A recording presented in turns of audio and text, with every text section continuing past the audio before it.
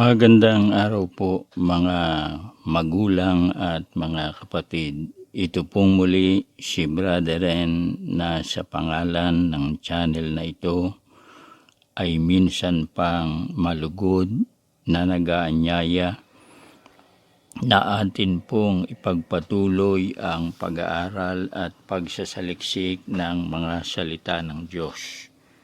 Katulad po ng dati, hindi tayo nahahadlangan at hindi tayo napahahadlang sa hagupit ng virus sapagkat nananalig tayo sa Panginoon na tayo po ay Kanyang tutulungan at ililigtas sa tuwi-tuwi na anuman po ang variant ng virus. At kung ito man ay totoong nakakahawa pa rin doon sa mga nabakunahan, ay manalig tayo na hindi tayo pababayaan ng ating Panginoon. Idalangin din natin na sana sa lalong madaling panahon ay matapos na po ang sinasabing pandemya. Sa oras na ito ay tunguhin natin ang ating teksto at ito pong pag-aaralan natin ay ang nasa aklat ng lingkod ng Panginoon na si Marcos. Ang kapitulo ay 6 at ang talata ay 24. At lumabas siya at sinabi sa kanyang ina, "Ano ang aking hihingin?" At sinabi niya, ang ulo ni Juan ang magbabautismo. Sino po yung tinutukoy na lumabas? Ito po ang anak na dalaga ni Herodias. Saan po siya galing? Galing po siya sa kanyang pagsasayaw doon sa selebrasyon ng birthday ni Herodes Antipas. Nagustuhan po, naibigan, nasiyahan itong si Herodes sa performance, sa pagsayaw nitong dalaga, kaya sinabi niya na may lakip na sumpa, "Anuman ang iyong hingin ay aking ibibigay, maging ang kalahati ng aking kaharian." Ang ginawa po nung dalaga, nagpunta sa kanyang nanay. Lumabas ang wika siya at tinanong sa kanyang ina na ang pangalan ay Herodias, "Ano ang aking hihingin?" Ang sagot at pag-uudyok ng kanyang ina, hingin mo ang ulo ni Juan Bautista o ni Juan ang magbabautismo. Bakit po ganoon ang sinabi ni Herodias? Sapagkat galit po siya kay Juan Bautista. Niresent po niya, minasama po niya nung sabihin ni Juan Bautista kay Herodes na hindi niya dapat angkinin ang asawa ng kanyang kapatid. Sa makatwid bagay ang tinutukoy, ito ngang si Herodias na may anak na dalaga. Kaya ang gusto talaga ni Herodias ay ipapatay o patayin o mamatay si Juan Bautista. Minasama nga po niya yung sabi ni Juan Bautista na totoo naman. Kaya nung makakita ng pagkakataon, ang sinabi sa kanyang anak na dalaga, inudyukan, hingin mo yung ulo ni Juan Bautista. Anong ibig sabihin? Kamatayan ni Juan Bautista ang hihilingin ng kanyang anak na dalaga doon kay Herodes. Nangyari po ba yun, mga magulang at mga kaibigan? Basahin natin sa 27. At pagdakay nagsugo ang hari sa isang kawal na kanyang bantay at ipinag-utos na dalhin sa kanya ang ulo niya o ulo ni Juan Bautista at yumaon siya at pinugutan siya ng ulo sa bilangguan. Kasi madali naman talagang gawin yun dahil si Juan Bautista nga nakakulong na noon, nasa bilangguan sa ilalim ng bilangguan na kontrolado ni Herodes. Kaya dahil hindi makaatras si Herodes sa kanyang pangako na may sumpa na anuman ang hingin nung dalaga ibibigay niya, inutusan niya yung kanyang bantay, isa sa mga bantay, executioner, pinapugutan ng ulo si Juan Bautista at dinala sa kanya, inilagay sa isang pinggan, ibinigay doon sa dalaga at dinala naman ng dalaga sa kanyang ina na si Herodias. Ano po ba ang ibig sabihin ng mga pangyayaring ito? Yung pong sugo ng Diyos na hinulaan o lumitaw sa bisa ng hula, ang wika nga, hindi sa bagsik ng hula na gaya ng maling pagpapalagay ng iba. Yung pong sugo ng Diyos, bagaman may hula, hindi tayo dapat masapatan doon gaya ng ating napag-aralan na nung nakaraan, at ito ay bilang karagdagan pa sa ating pag-aaral. Ang hinulaan na sugo, bukod sa hula, dapat pinangalanan ng Biblia. Bukod sa pinangalanan ng Biblia, dapat siya po ay nire-recognize at kumpirmado sa tiyan ng kanyang ina pa lamang. Gaya nino? Gaya po nung Juan Bautista.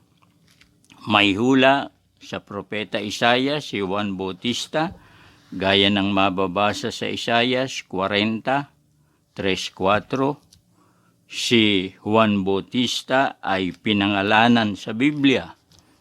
Akin pong babasahin para inyong lubos na maunawaan sapagkat nung nakaraan hindi ko nabasa ito Naparito ang isang tao, Juan 1:6, naparito ang isang tao na sugong mula sa Diyos na ang kanyang pangalan ay Juan. Malinaw po. Hindi basta hinulaan. Kailangan may pangalan sa Biblia, yung sinasabing sugo, nalilitaw sa bisa ng hula gaya ni Juan. Pagkatapos dun sa nakaraang video natin, ano ang sabi? Sa tiyan pa lang ng kanyang ina, puspos o mapupuspos ng Espiritu Santo. Ibig sabihin, nire-recognize na, kinikilala na, kinukumpirma na, hindi pa ipinanganganak. Ngayon naman, ano ang ating karagdagang kaalaman tungkol sa sugo ng Diyos? Ayon po sa mga nabasa natin, bago mamatay, bago ang kamatayan nung sugo na hinulaan, sinasabi na yan sa Biblia. Kumbaga, hindi lihim, hindi sikreto, hindi private na issue, yung magiging kamatayan ng sugong hinulaan na may pangalan sa Biblia at kinukumpirma ang pagkasugo bago pa man ipanganak sa makatwid bagay sa tiyan ng kanyang ina. Ano pa ang karagdagang kaalaman? Bago mamatay ang sugo ng Diyos. Ito po ay ipinapaalam na ng Biblia gaya nitong si Juan Bautista. Kaya hindi pwedeng sabihin nung mag-aangkin na sugong hinulaan yung kanilang sugo kung hindi niya mapatunayan na sa tiyan pa lang ng ina, kinumpirma na yan ng Biblia.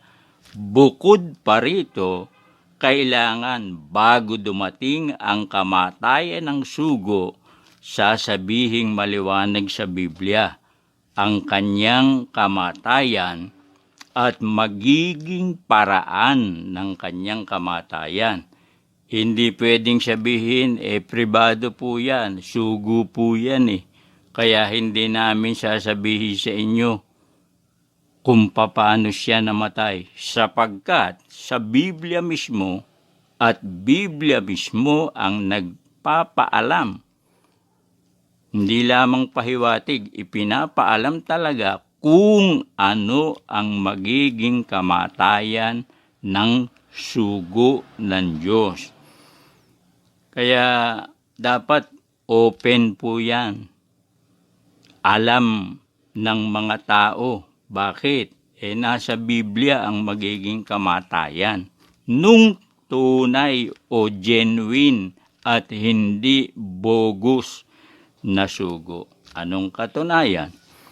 Meron pa bang kinikilala ng iba na sugo ng Diyos na ang kanyang kamatayan ay hindi rin po isinikreto ng Biblia na ang kanyang magiging kamatayan? Pansinin po natin, bago pa mamatay, ipapaalam na ng Biblia kung papaano mamamatay. Ang sugo na genuine, hindi yung sugu-suguan na naghanap ng sinasabing hula ng propeta na pilit na inilalapat sa kanila. Mali naman ang paglalapat sa hula. Kumbaga sa Amerikana, hindi po kasya. Either maluwag o masikip. Yung nagsasabing sugo sa pamagitan ng hula, pagkatapos yan nung mausi-usisa natin, yan ba ay kumpirmado sa tiyampa ng kanyang ina? Hindi po. Hindi talagang sugo yan. Sugu-suguan lang yan at napasubo lang yan. Ngayon, balikan natin. Sino pa ang kinikilala ng marami na sugo na ang kanyang kamatayan bago siya pumanaw ay nakasulat na sa Biblia? Ito po.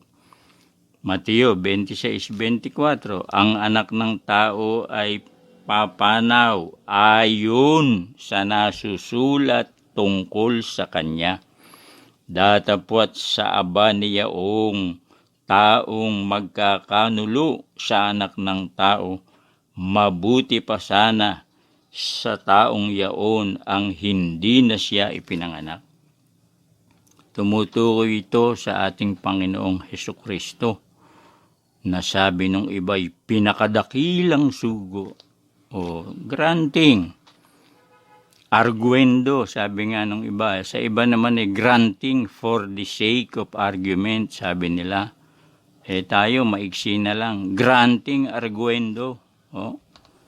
Na sa kanila nga ay pinakadakilang sugo si Hesukristo. Anong sabi?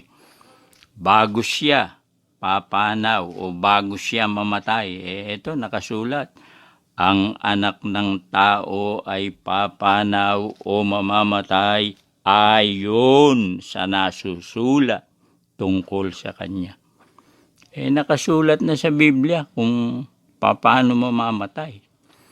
Kaya yung mga nang-aangkin ng hula na sila'y hinulaan, kulang po yung mga paliwanag nyo. Kailangan i-establish nyo na sa tiyan pa lang ng kani-kanyang ina, kinumpirma na, kinilala na ng Biblia na sugo nga yang ipanganganak na yan. Gaya ni Juan Bautista, gaya ng Kristo. Dito anong sabi?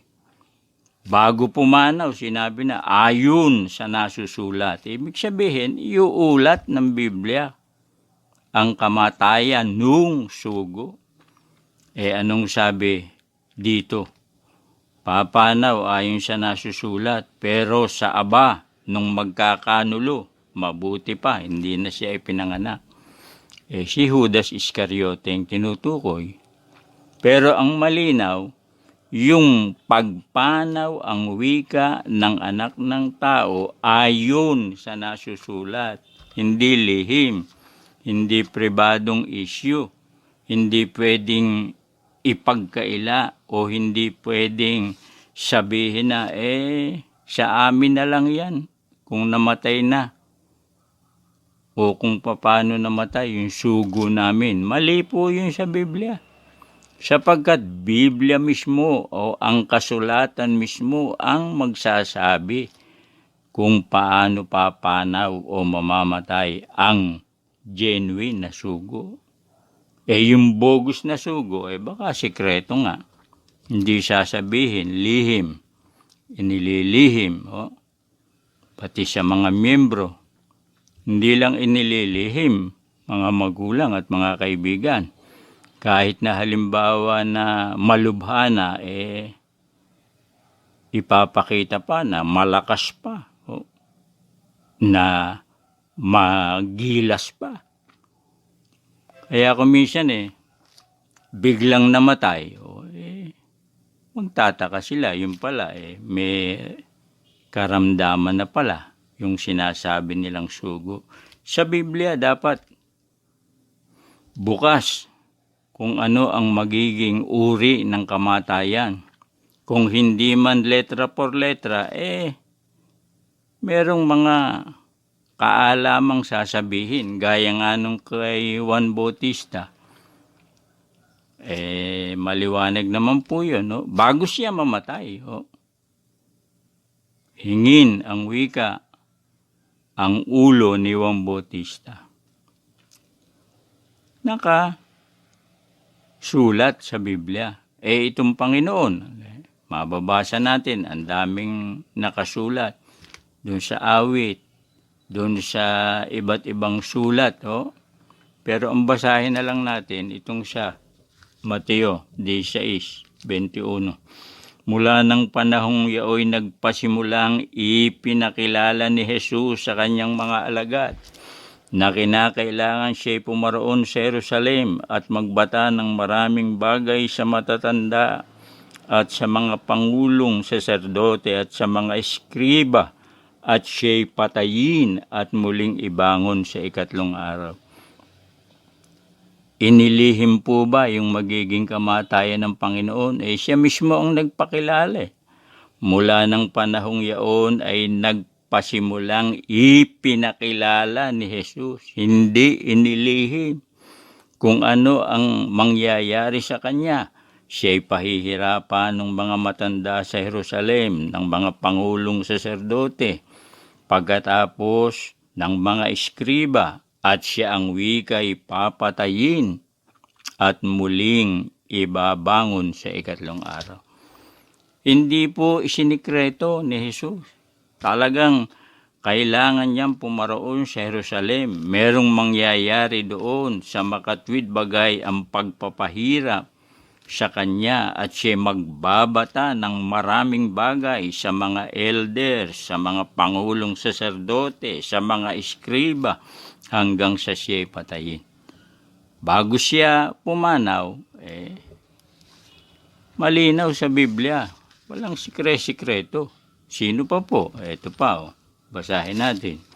Sa 21 ng gawa at dito na sa 11. At paglapit sa amin at pagkakuha ng pamigkis ni Pablo, ay ginapos niya ang kanyang sariling mga paa at kamay at sinabi, ganito ang sabi ng Espiritu Santo, ganito gagapusin ng mga Hudyo sa Jerusalem ang lalaking may-ari ng pamigkis na ito at siya'y kanilang ibibigay sa mga kamay ng mga hintil.